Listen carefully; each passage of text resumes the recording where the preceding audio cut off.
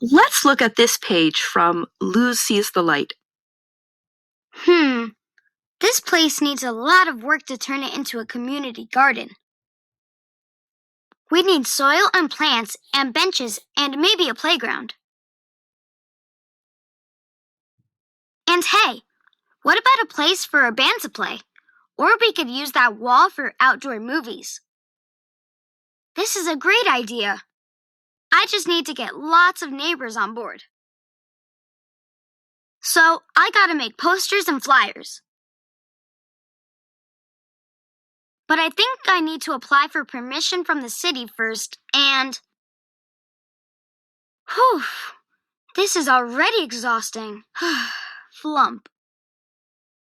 Good reading. What do you see? Well, there's a big picture that shows Luz in the middle of the city, and there are things like bags of trash and old tires and furniture that's been dumped. Do we need the author's words to imagine the setting in this part of the story? No, because we just have to look at the main picture. We see what Luz is seeing. What else is on this page? Speech bubbles. They show what Luz says. Right. So how are we supposed to read those speech bubbles? In what order? From top to bottom, right? That's right, top to bottom. And then there are also 2 close-up pictures of Luz. Those are a lot smaller. Great observation. Do you know who drew those pictures? Nope. It wasn't the author, was it? It was. The same person who wrote the story drew all the illustrations.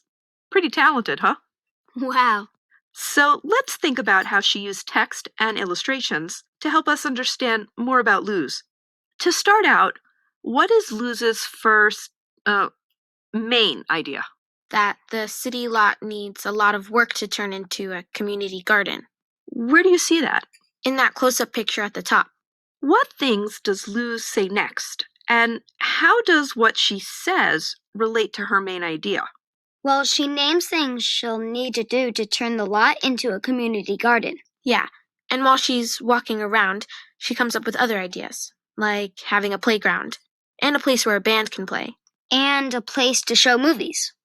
Hey, why are there 5 pictures of Luz in the main picture? Or are those other kids? I think those are all Luz.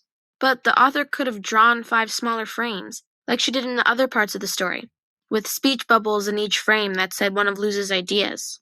You're right, but instead she drew the main picture so that we're seeing the scene from way above it. Well, let's think about how Luz is feeling at this point. Excited. So why do you think the author drew those broken lines, the ones you see around the speech bubbles? I don't know. I think it's to show that Luz is walking around the city lot, and while she's walking, she gets more and more ideas. And each idea is in a speech bubble. Oh yeah, it's like when you first get a big idea and then you come up with more ideas. Maybe that's what's happening to Luz.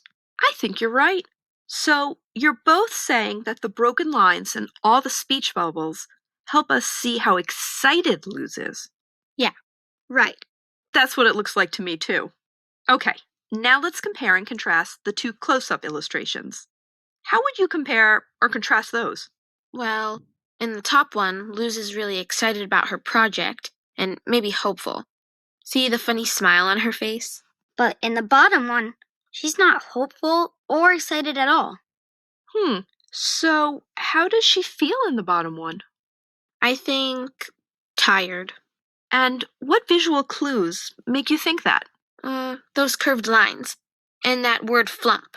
She's just plopped herself down on that trunk, or whatever that thing is. And the drops of sweat mean she's been working hard. And look at the way her arms are over her eyes.